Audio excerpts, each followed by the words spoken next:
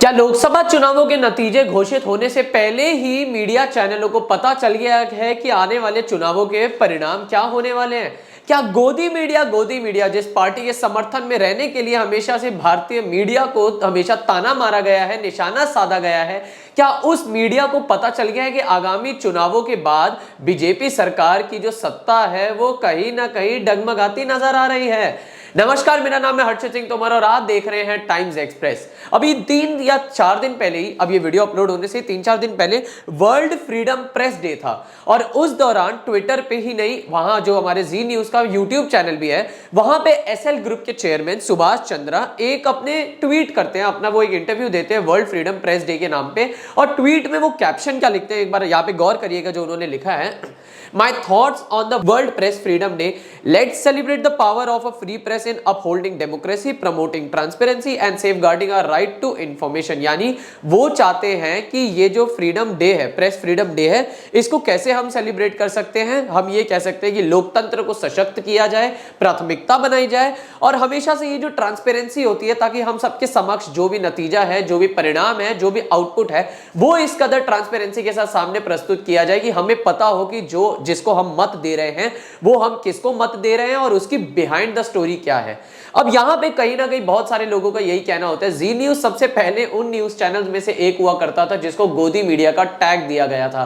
आप डीएनए देखते होंगे, जब सुधीर चौधरी वो डीएनए करते थे, डेली न्यूज एनालिसिस, और किस कदर एक तरफा खबरें बताकर एक जनता के मन में जो परसेप्शन होता है उसको इस कदर ब्रेन वॉश करके दिखाने की कोशिश करी जाती थी। और सिर्फ वही नहीं, आप उनके प्राइम टाइम डिबेट्स भी देख लीजिएगा, यहां तक कि इससे पहले जब दीपक चौरसिया भी प्राइम टाइम शो करते थे तो कैसे डिबेट हमेशा हिंदू मुसलमान के इर्द गिर्द ही रहती थी। लेकिन जब एसएल ग्रुप, जो कि एक सब्सिडियरी ग्रुप है, जो कि हेड ग्रुप है जी न्यूज का, जब उनके ही चेयरमैन की तरफ से यह बयान आता है तो लोग समझ जाते हैं कुछ अटपटा, यानी कुछ गड़बड़ जरूर है। अब यहां पे आप एक यहां पे ये तस्वीर देखिए, ये वैसे बहुत सारे न्यूज चैनल था तो हम फ्री प्रेस जर्नल का दिखा रहे हैं। Lok Sabha election 2024, Modi Yogi Shah live coverage of rallies banned by Zee News amid internal turmoil claims report.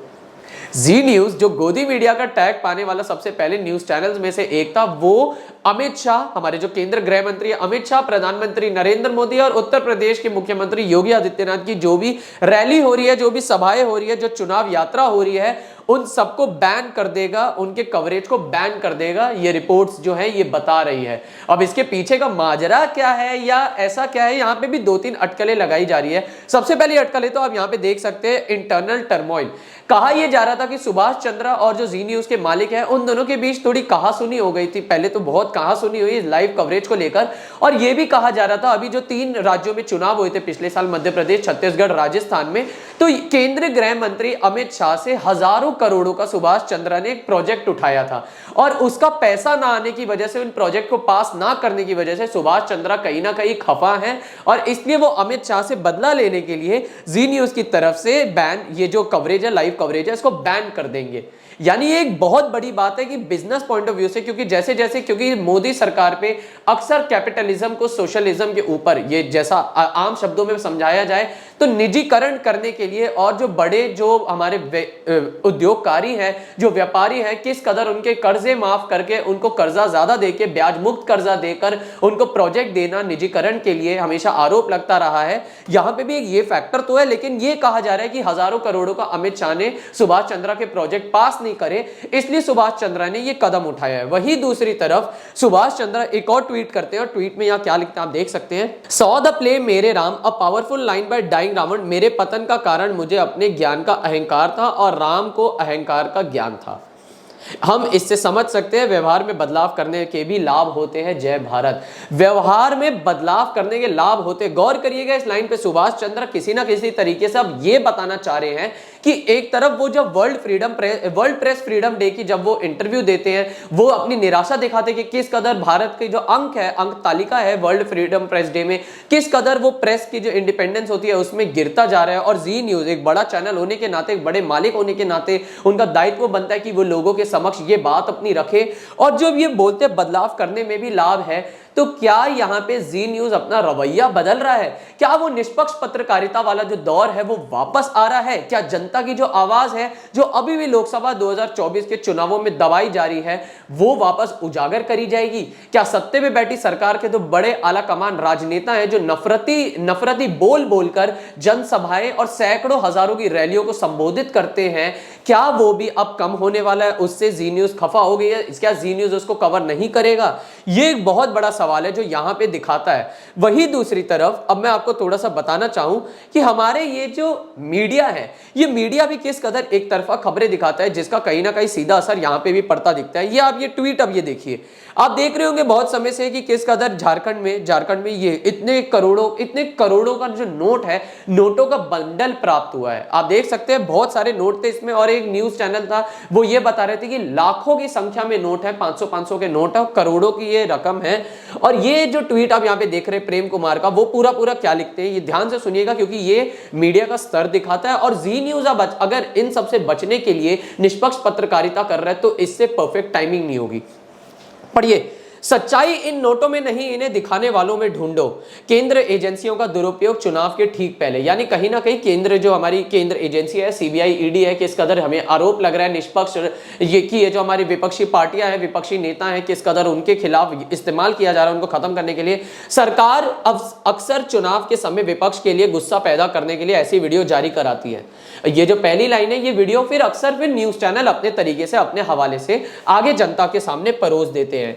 अब यहां पे भी चुनाव के दौरान जो रकम खर्च हो रहा है देश में, क्या बीजेपी नेताओं को और उनके सहायकों के घर छापेमारी हुई है? ये एक सवाल करते हो। फिर खुफिया एजेंसियों को बीजेपी के नाम से ही नींद आ जाती है। और ये अक्सर ये जो करप्शन की बात होती है, जो परसेप्शन बनाने की बात होती है, इंडियन मीडिया में हमेशा सवाल उठता है। अब ऐसे में अगर जी न्यूज अपना पत्ता साफ करता है, जी न्यूज निष्पक्ष पत्रकारिता करता है, वो भी लोकसभा 2024 के चुनावों के परिणाम से पहले, तो क्या आने वाले समय में और जो चैनल है, जो कि टाइम्स नाउ, नव भारत है, इंडिया टीवी है, जी न्यूज है, न्यूज आज तक है, न्यूज 18 है, क्या ये सब भी वो करेंगे? ये वाला निष्पक्ष पत्रकारिता का अपना जो रास्ता है वो खोलेंगे?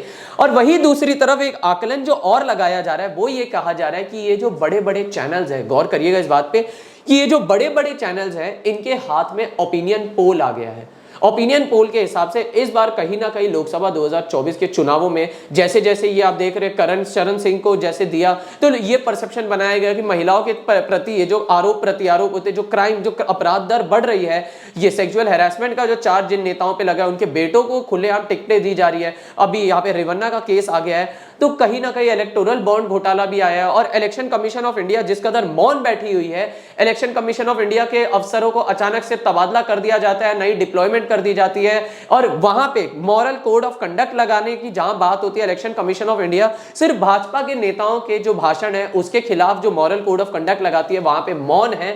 तो कहीं ना कहीं बहुत सारे ये सवाल थे जो अब कहीं एक तरह इस लोकसभा 2024 की ये जो रणभूमि है, इसमें होने वाली जंग को एक तरफा जंग बना रही है।